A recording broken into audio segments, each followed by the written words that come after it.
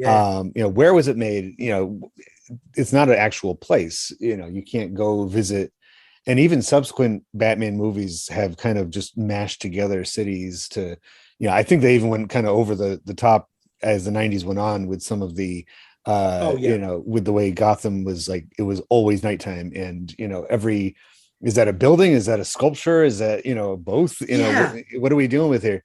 And, to bring it back with, what does this tell you about a 1980s America? Part of it is that, especially by the end of the 80s, we were approaching the end of not only the decade, but also the century and the millennium. And for almost every other decade of the 20th century leading up to the 80s, it was sort of like everything was a reflection of what came before it.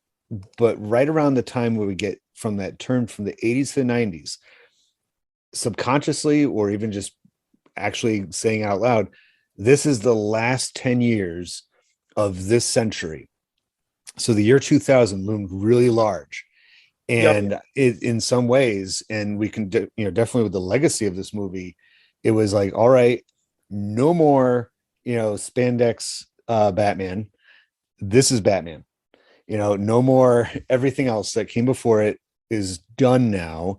This is now the new standard for Batman going into the 21st century. So where it was made and how does that reflect that same idea? Like you said, they invented Gotham City, and it was therefore kind of everybody understood it as it could be like kind of like a post-apocalyptic, because the year 2000 means a lot of different things to a lot of different people, throughout the 20th and a lot of different times.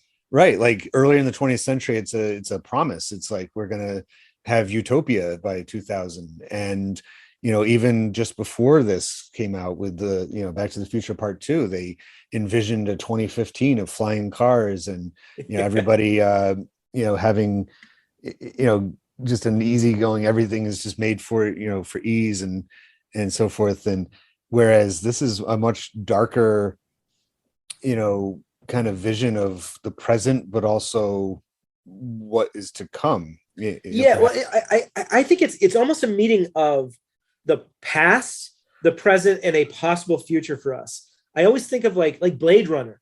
I think is a perfect set piece. Like you look at Blade Runner and you see this mashing together of cultures, and you see that cyberpunk idea of like high tech, low life, that our technology will continue to develop, but we will remain the same. That it'll enable our already existing personality types, that like you can have all this great tech, but the same like crappy people are going to be even made more crappy by the fact they have new technological abilities. And so I like Batman because it does feel like Victorian England and that Jack the Ripper aesthetic, but it also feels like 1950s and 1980s, and this kind of like hint of the future that would come. With like, I remember the role TV played in that.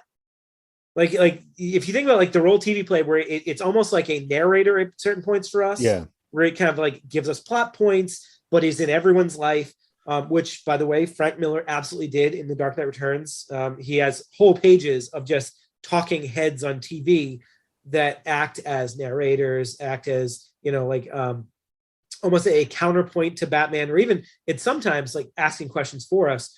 And I don't think maybe the TV in this takes on that big a role, but it to me always felt futuristic. Yeah. Like that there's all this stuff going on and everyone is connected via TV.